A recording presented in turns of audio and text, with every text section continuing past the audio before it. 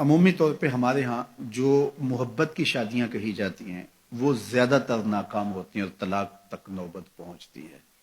اس کا سبب کیا کہ کچی عمر کے بچے اپنے جذبات سے فیصلہ کرتے ہیں اور ان کی نظر کے اندر صرف ایک دو چیز دیکھنے کی ہوتی ہے جس سے وہ فیصلہ کرتے ہیں، لیکن کہنہ مشق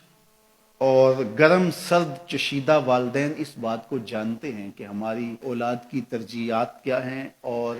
جو ہے وہ ازدواجی زندگی کیسے خوبصورت گزرتی ہے۔ اس لیے وہ جو فیصلے کرتے ہیں وہ فیصلے جو ہے وہ بہت اچھے ہوتے ہیں۔ کبھی ایسا ہوتا ہے کہ اولادوں کو اللہ تعالیٰ فہم، فراست اور عقل و خرد کی فراوانیاں نصیب کر دیتا ہے اور والدین واقعتاً فہم اور سمجھ میں اس مقام پہ نہیں ہوتے،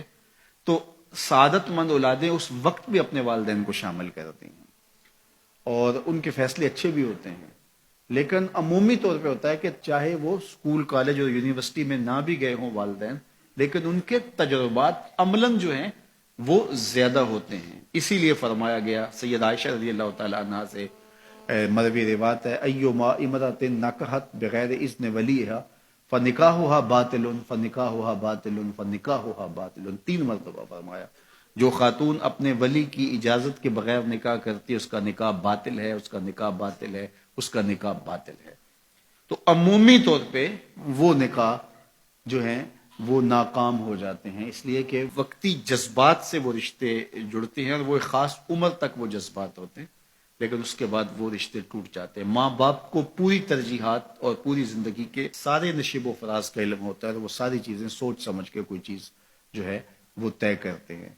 اس میں بعض کا ایسا بھی ہوتا ہے کہ والدین بچوں کی ترجیحات دیکھے بغیر اپنی خواہش کو مقدم کر لیتے ہیں، تو یہ چیز بھی تناؤ کا سبب اور طلاق کی نوبت تک پہنچا دیتی ہے۔ یعنی بعض کا ماں باپ کو ضد ہوتی ہے کہ میں اپنے رشتہ داروں میں ہی اپنے بچے کا نکاح کرنا ہے اور وہ بیٹی جو ہے اس کا مزاج نہیں جڑ رہا ہوتا، تو یہ خواہش اچھی ہے، لیکن اگر ان کی زندگی تلخ ہوگی تو اپنی خواہش کو اولاد کے لیے قربان کرنا ہوگا۔ بہرحال جو بھی ذرائع ہیں طلاق کے، جو بھی اسباب ہیں، محرکات ہیں، نتیجہ اگر طلاق تک پہنچ جائے، مرد کو پھر بھی اس کی مردانگی روک رہی ہوتی ہے اور عورت بلا جھجک جب وہ جذبات میں آتی ہے تو وہ طلاق مانگنے میں دیر نہیں کرتی،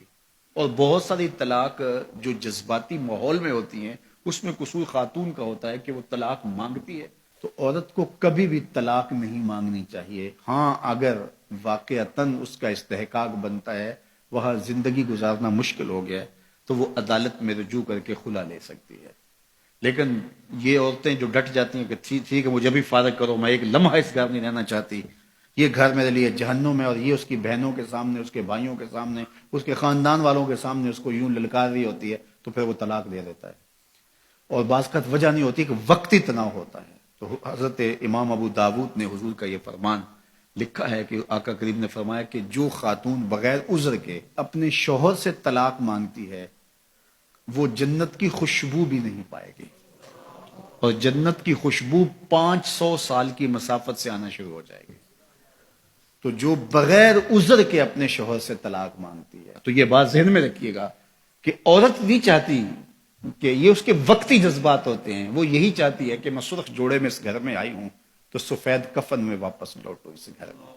اور عورت کی آرزو ہوتی ہے کہ میرا شوہر جو ہے وہ مجھ کو جو ہے وہ خود اپنے ہاتھوں سے جو ہے وہ لاحد میں اتارے۔ میرے حضور صلی اللہ علیہ وسلم نے عورت کے اس جذبات کا لحاظ کرتے ہوئے ایک دن سیدہ عائشہ سے کہا کہ عائشہ اگر تو انتقال کر جائے میں تجھے خود کفن دوں، خود لاحد میں اتاروں۔ تو حضرت عائشہ رضی اللہ تعالیٰ عنہ کی چشمان اقدس سے آنسو آ گئے کہ یہ اگر ہو تو میرے لیے اس سے بڑا کیا احساس ہے کہ میرا شوہر میرا خود جنازہ پڑھے اور خود مجھے کفن دے اور خود مجھے لاحد میں اتارے۔ تو گھر ٹوٹنے سے بچیں، اور میاں بیوی کا جس طرح یہ دنیا میں رشتہ ہے تو یہ رشتہ آخرت میں بھی قائم رہے گا، اور جب خاتون جنت میں جائے گی تو یہ جو ہے وہ ان حوروں کی جو مرد کو جنت میں عطا کی جائیں گی یہ ان کی سردار ہوگی، اور اس کا حسن و جمال ان سے فراواں ہوگا، اور اللہ تعالیٰ اس کو وہاں جو عزتیں دے گا چونکہ وہ دار الجزا ہے، دار العمل تو ہے نہیں ہے، تو وہ دیدنی ہوں گی۔